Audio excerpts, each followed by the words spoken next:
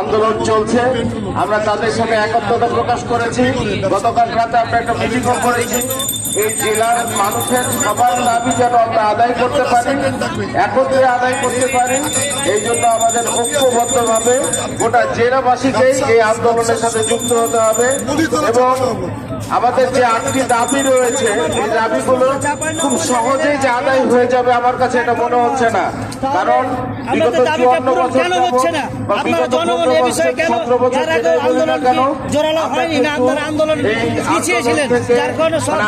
অধিকার থেকে কিন্তু আমরা বঞ্চিত রয়েছি এবং বিভিন্নভাবে কিন্তু আমাদেরকে বঞ্চিত করা হচ্ছে।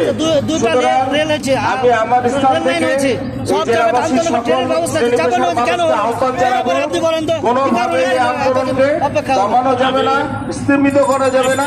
এই আন্দোলনকে আরো বেগবান করতে হবে। আমরা আশা করবো শুধুমাত্র ফেসবুকে সমর্থন না জানিয়ে এই রাজপথে নেমে আসতে হবে, স্টেশনে নেমে আসতে হবে। তাহলে পরে আমরা হয়তো আমাদের দাবিগুলো ইনশাআল্লাহ আদায় করতে পারবো। পাশাপাশি আমরা এটা বলতে চাই যে রেলওয়ে কর্তৃপক্ষ গতকাল এবং আজকে আমাদেরকে যে আশ্বাস দিয়েছেন তাদের সাথে আলোচনার জন্য আমরা সেই আলোচনার টেবিলে বসবো। আমরা চাই আলোচনার মাধ্যমে আমাদের এই দাবিগুলো যদি আদায় হয়ে যায় তাহলে আমরা খুব শান্তিপূর্ণভাবে আমাদের দাবিগুলো পেয়ে যাবো আশা করি।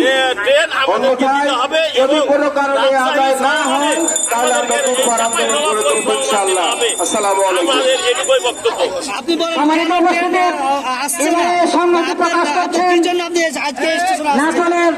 জনগণের প্রিয় নেতা আবু তাহের খোকন ভাইকে আমাদের এই আন্দোলনের সাথে সংহতি প্রকাশ করার জন্য অনুরোধ করছি। বিসমিল্লাহির রহমানির রহিম।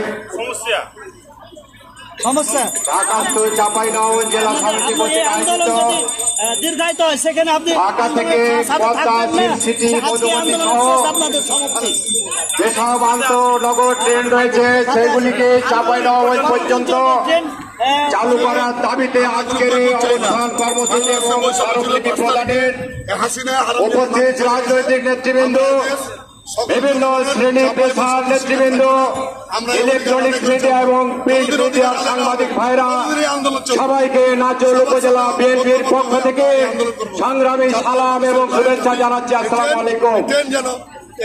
আমি আমার বক্তব্য দীর্ঘায়িত করব না। আমি বিশ্বাস করি